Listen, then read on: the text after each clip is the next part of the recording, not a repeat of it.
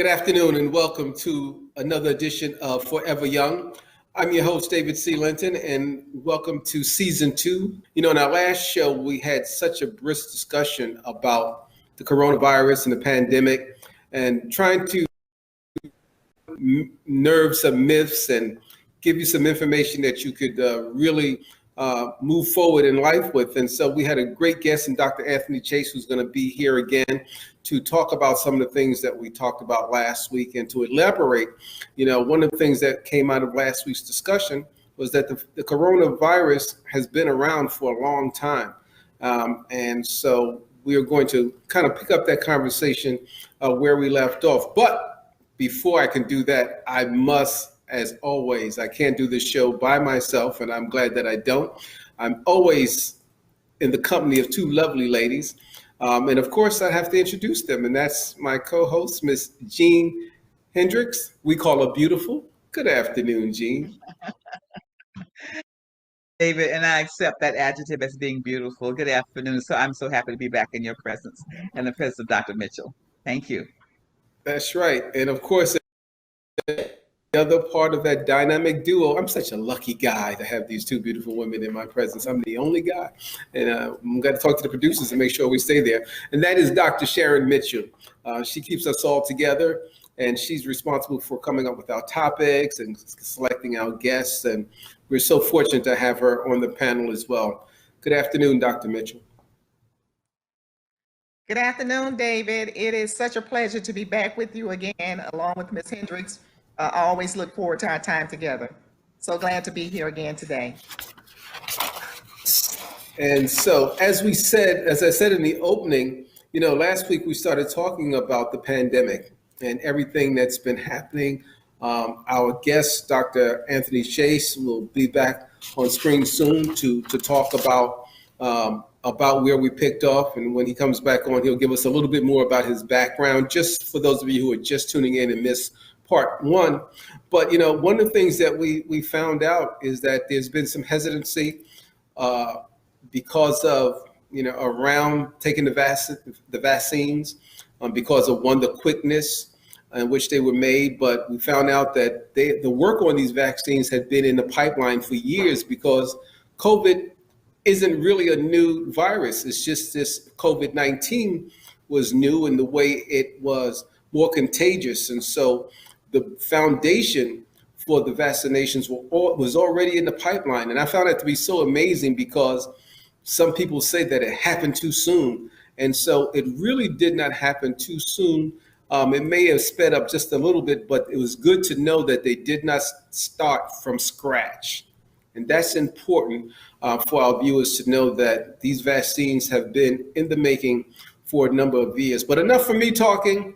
First of all, to get us started again, as always, and that's Miss Jean. I know she has something to share with us. So, Jean, you want to give us those pearl of wisdom as we get back to before we get back to Dr. Chase for part 2 of our discussion? Yes, I do, David. And because so many people have fear in their heart as it relates to this vaccine, I've chosen a reading on fear. And it says, I must not fear. Fear is the mind killer. Fear is little death that begins totally from a liberation. I will face my fear. I will permit it to be passed over me and through me. And when it has gone past, I will turn the inner eye and see its path. Where the fear has gone, there will be nothing. Only I will remain. Back to you, David. And that's right. We're coming here today to help eliminate some of that fear, because God did not give us a spirit of fear. And so I want to welcome back to the broadcast Dr. Anthony Chase, who's coming to us from Louisiana, and who has been practicing medicine for a number of years, a great background. I'll give him an opportunity to catch some of you up. So, Doc, for those who weren't with us last week, could you just give us a little synopsis of your background in terms of your medical practice, where you started, what you do, and then we'll pick up the conversation from last week. Welcome again. Yes, sir. Once again, I want to thank everyone for inviting me.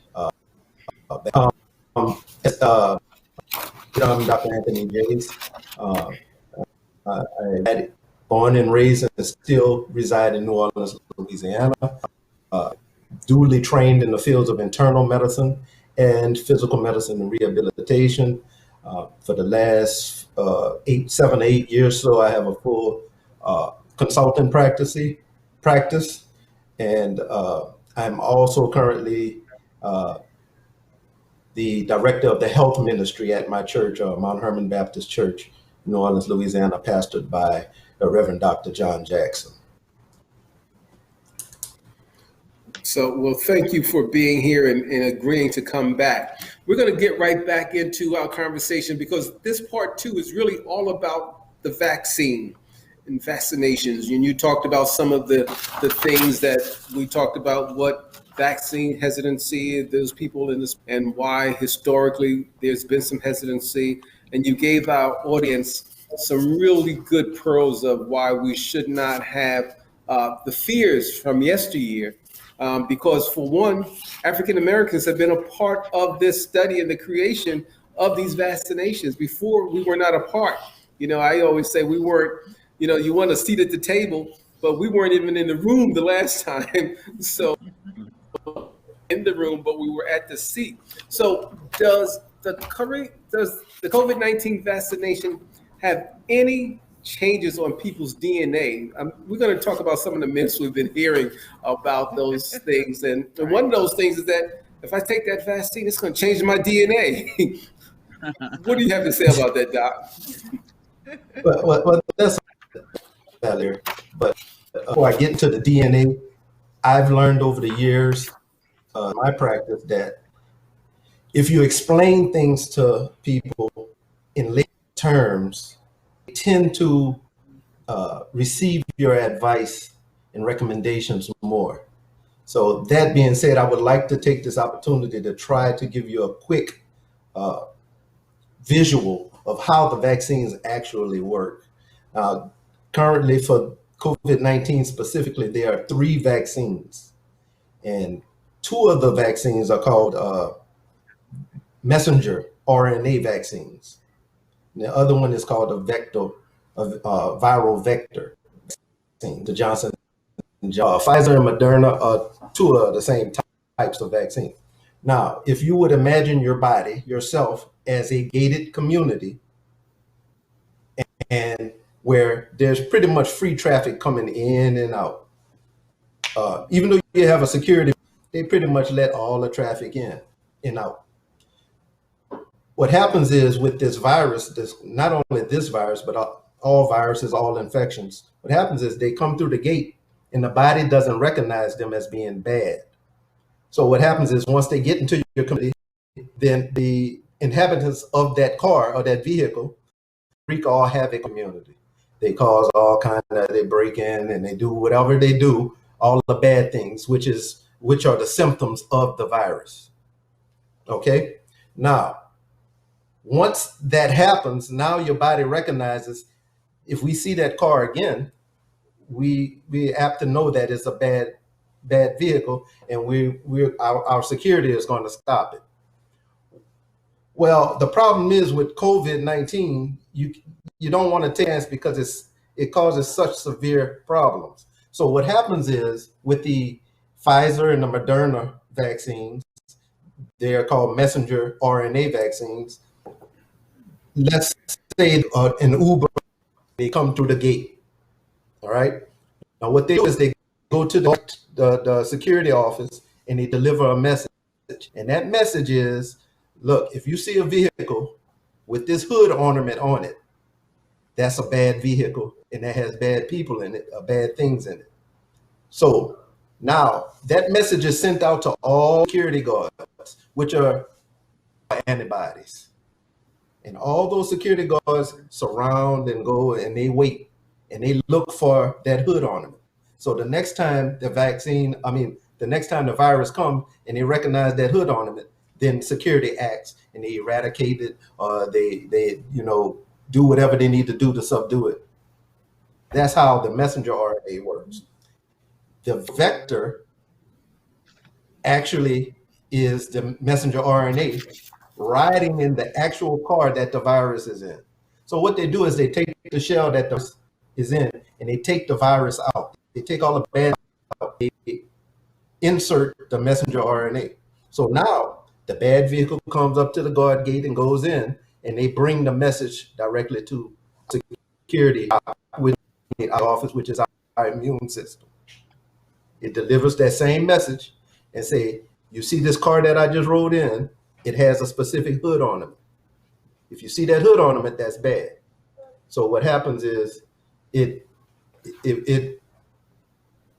sends the same message out, and now our security surrounds the gate again, which are the antibodies, and it then the message is out. So next time that car comes with that hood on it, security acts, and that decreases the activity. Now, nothing is 100%, which I assume we're going to discuss. But to get back to your original question, if you ask, does it change your day? No.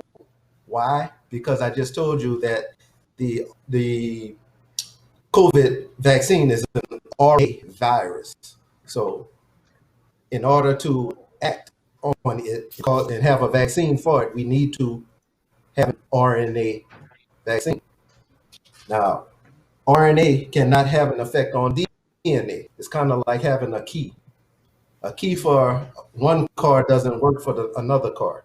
So that's why it has nothing to do with your DNA. It will touch your DNA and it will not change your DNA. Well, thank you. That was, I love your analogy because that is very easy to understand. And so again, I mean, you're a great bedside manner, if I may say so myself. A lot of times it's easy to attach your identity to something you do or somewhere you work because you don't like who you are.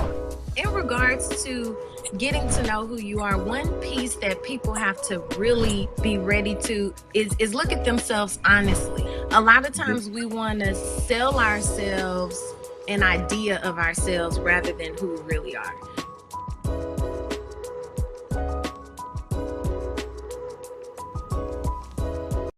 Hey Bobo, do trees tell each other stories?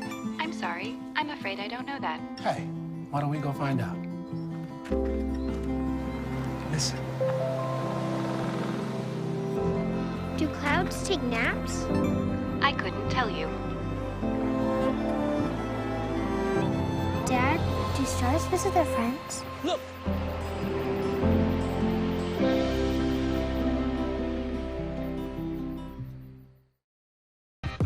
I work in the #1 cable news network in the #1 market in the nation, and I'm the only full-time African-American woman in my newsroom.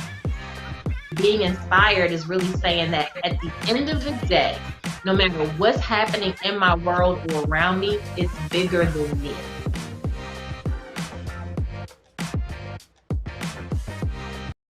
There's some other questions that people often have about the vaccine.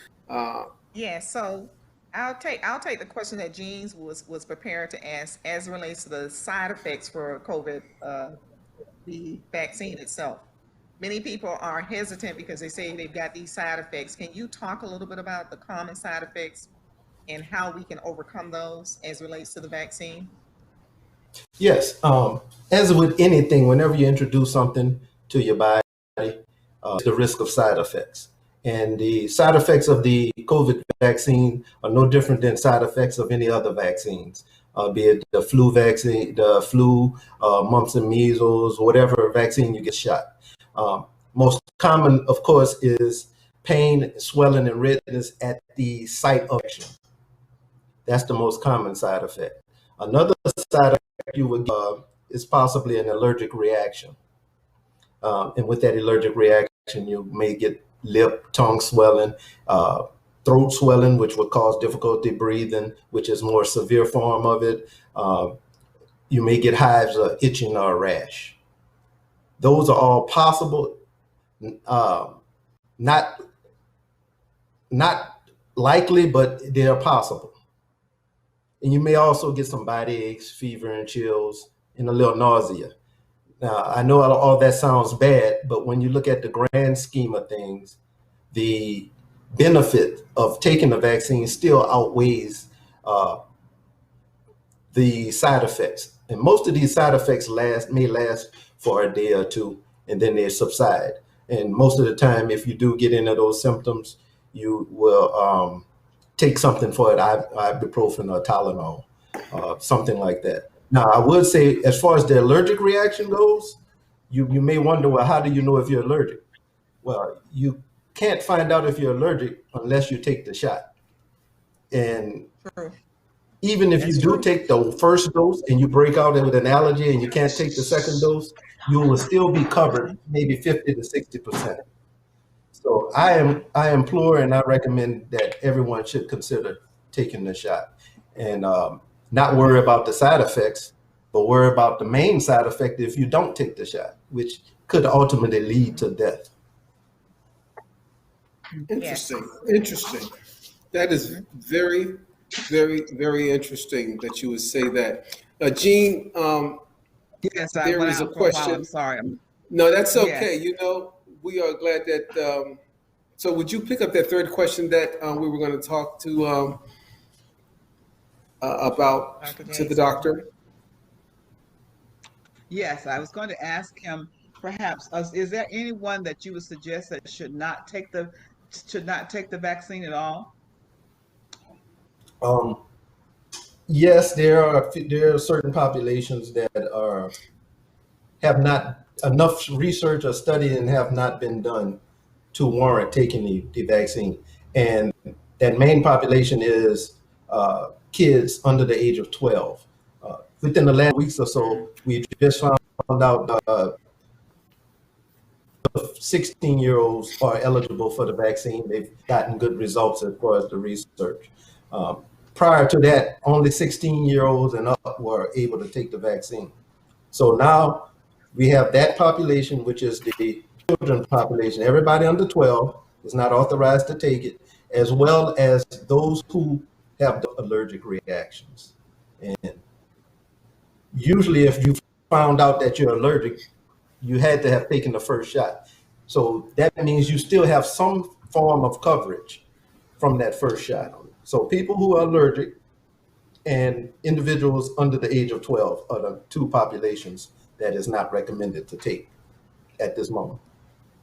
They're actually researching and studying the 12 and under group, but they haven't come back with enough results yet. Okay. Well, thank you, doctor. First there was the fear of going out because of catching COVID. And then we've had the vaccination. People have been getting vaccinated. And now the CDC says it's okay for vaccinated people to get together and not wear masks. And of course, again, there's still some hesitancy. So I think the question becomes, what are the chances of people who have been vaccinated of them getting COVID? I mean, as you did say, nothing is 100%.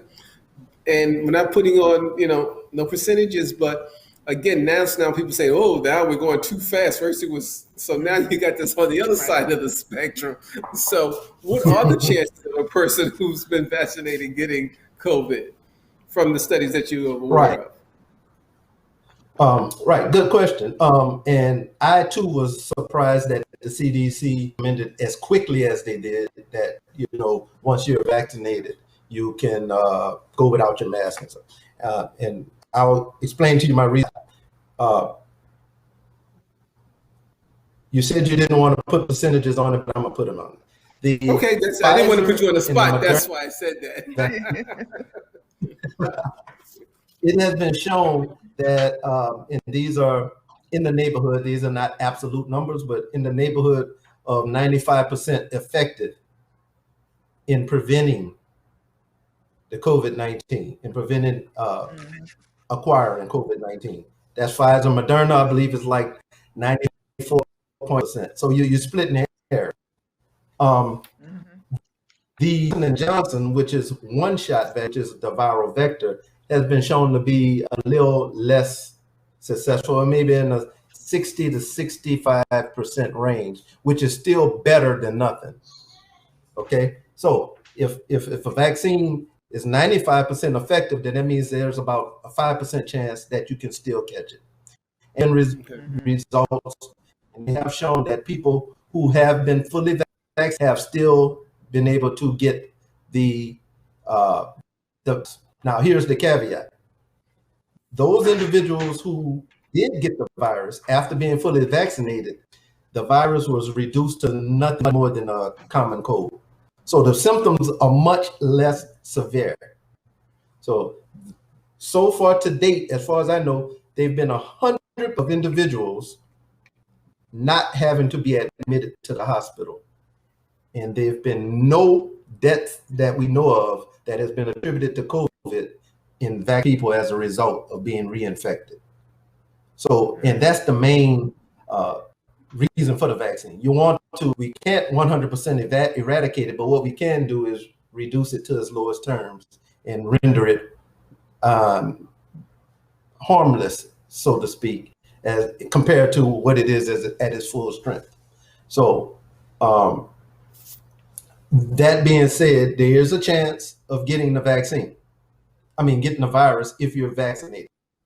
Going back to going without your mask now, if you're fully vaccinated and you still have that chance of getting the vaccine, getting the virus, that virus may be asymptomatic. You might not know it. But what can happen is you can still spread it to someone who's not vaccinated.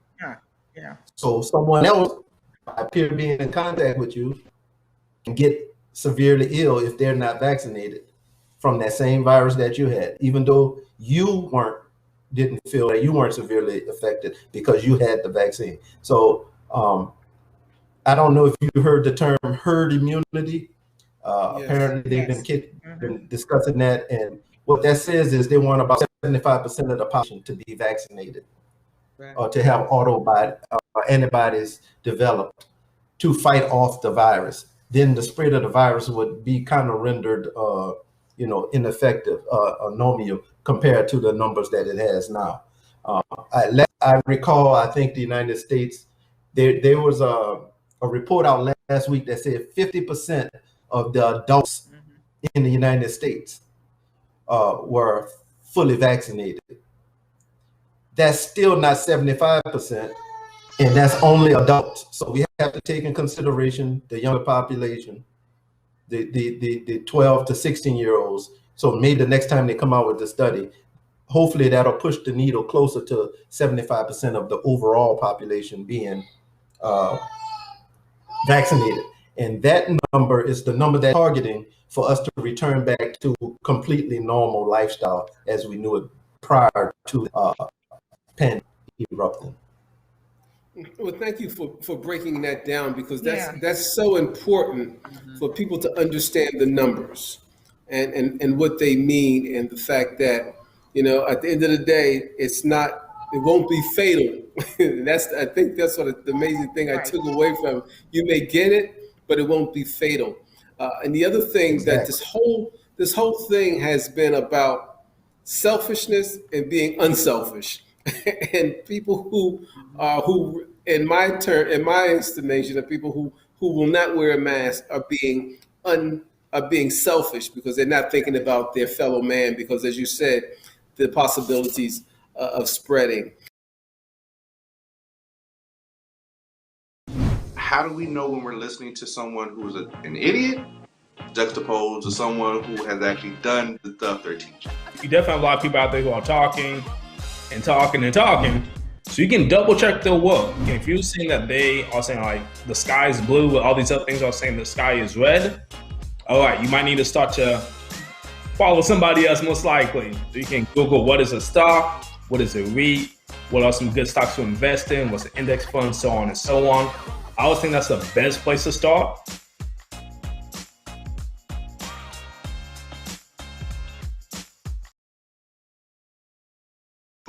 This is the story of a boy who is very sensitive to lights and sounds. So he built secret hiding places where nothing could get in. The boy didn't like looking people in the eye. It made him feel uncomfortable. One day, he found out he had something called autism. His family got him help, and slowly, he learned how to live with it better. Early intervention can make a lifetime of difference. Learn the signs at autismspeaks.org. I want you to talk to us about what your experience is like as a millennial in the entertainment industry. I would honestly say that my gender probably played more of a factor than my age did. She's a female, so she probably don't really know, or she probably can't really, and so then they would just write me off. But we got that together.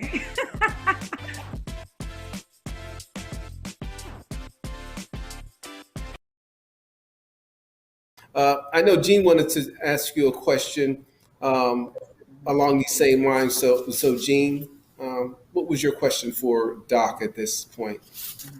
That's okay. I'll go ahead then and pick up Okay. the question.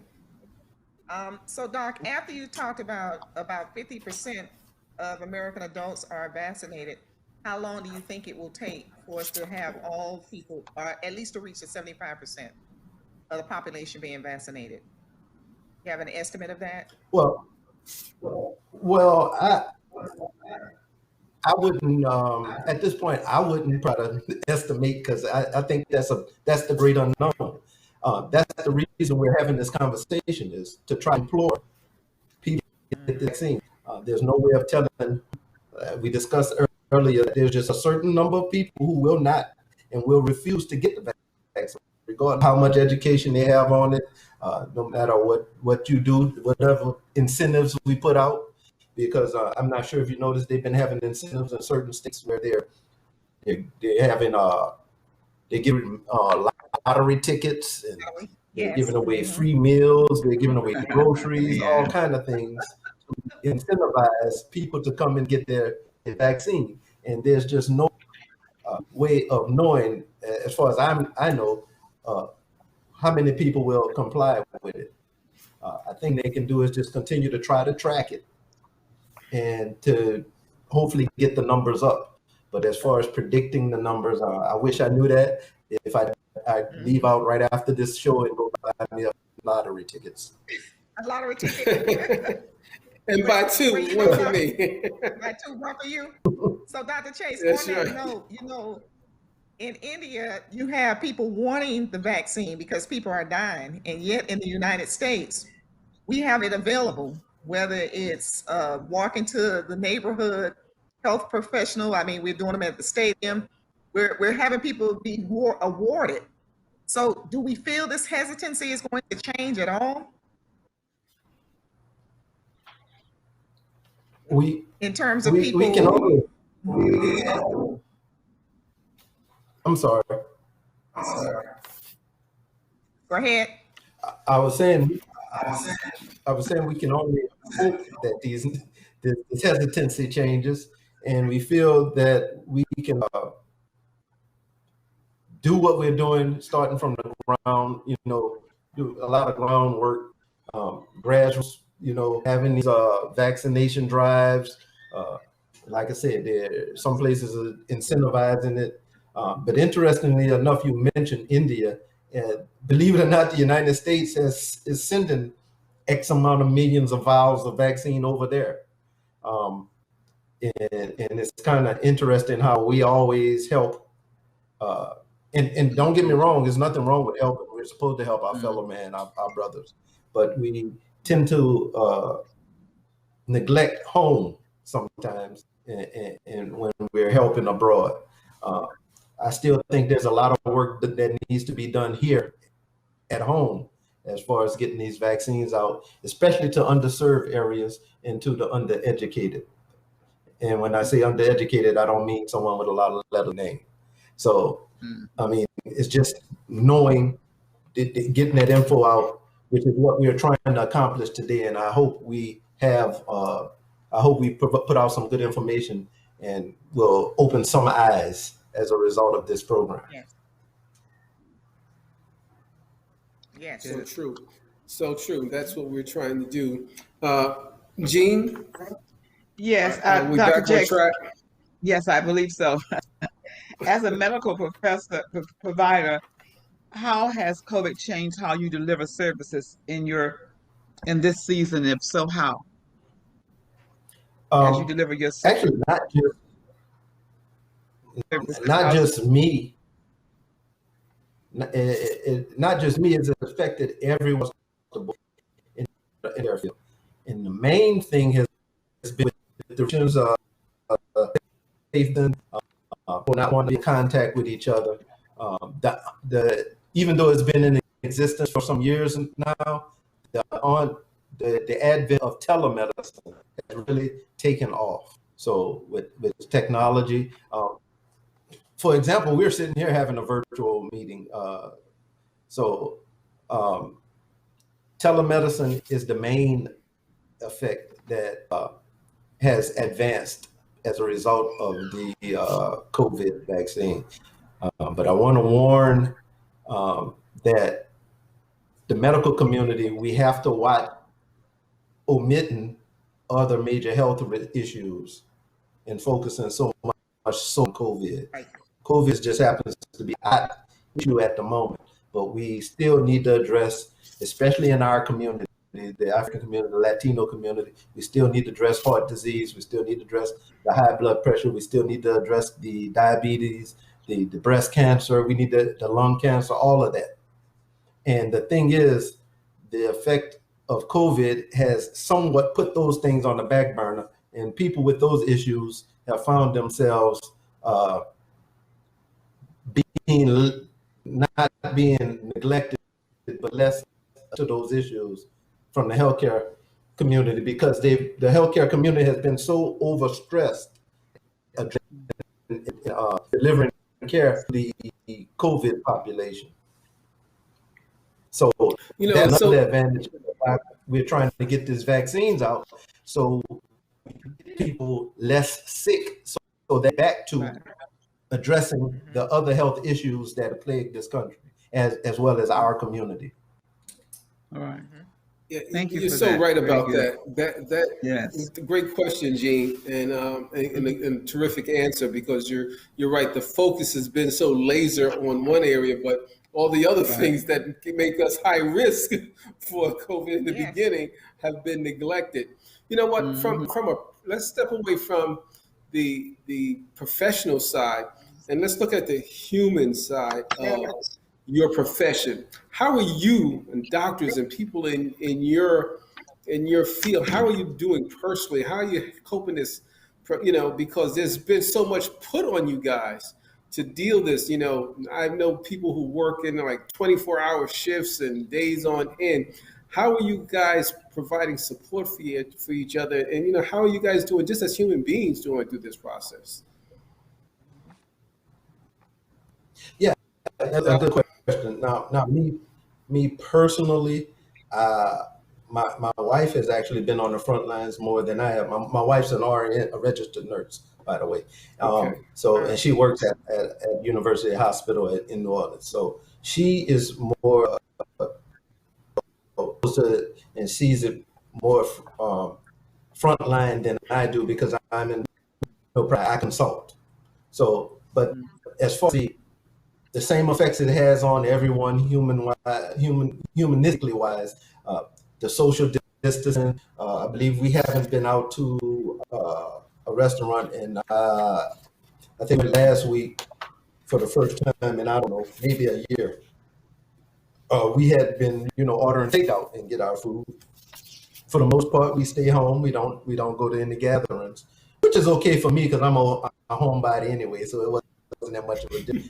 But I can understand individuals who get out and like to do things, the effect that it can have on, and that's a big part of this post-traumatic stress disorder going on with the COVID. A lot of people are suffering mentally because of the results of the pandemic, and something else that the medical community needs to stress and be mind of is the mental health of everyone, including definitely, especially including our African American and Latino communities, because it's so hard with COVID. count on You know, hand. Doc, I can count on hand about 5, 6 people that I was really close to that I've lost in the last year. Luckily, I haven't lost any family members, but the friends that I have been like family. So it's, you know, and some people have lost multiple family members. So yeah, and that doesn't matter if you're a healthcare worker or not. So it's definitely something that shouldn't be taken lightly. well, you know, Doc, again, this seems like the time just flies by. But I want to just thank you for taking the time, for spending this time with us and our audience and sharing this information about COVID and what is helping us to try to debunk some of the myths about the vaccination, knowing that we have a community that is at the most high risk and really need to go and find out and learn and take the vaccinations because it could save our lives. You know, you were a consultant, so send our thanks to your wife and all the other frontline workers who've been out there during this pandemic. And we just want to thank you so much for taking the time to share this information. It's invaluable. Those of you, if you want to learn more about this, you can go see, if you missed part 1, you can go to Hope TV and find out what you missed in part 2. But again, on behalf of Gene Hendricks and Dr. Sharon Mitchell and our guest, Dr. Jace, I'm David C. Linton. I want to thank you so much for being a part of this program, the program that celebrates life for those of us who are over 50. And we believe that life ain't nothing but a number, and you are forever young. So on behalf of Dr. E. Dewey Smith and our Hope TV team, we bid you adieu until the next time. God bless. And remember, you are forever young. Goodbye. Can I just add one before we leave? I like to tell my patients this time, prayer is the best medicine, but God is the best doctor. Thank you. That's right. All right. Amen. All right. With that, Amen. we'll see you next time. God bless. God bless.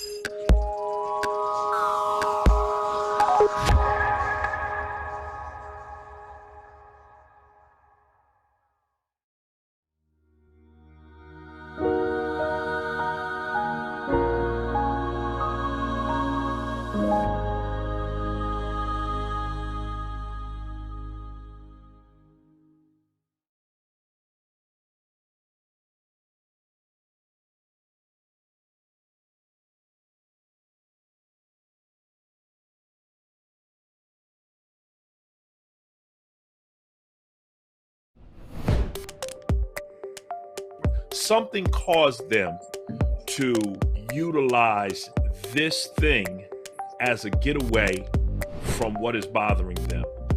Nobody wants to do this. You know, people want escapes. Everybody have a hurt. What did you learn to do to cope with that hurt? And then from that addiction and how we're going to help you through Christ, resolve to work on that process.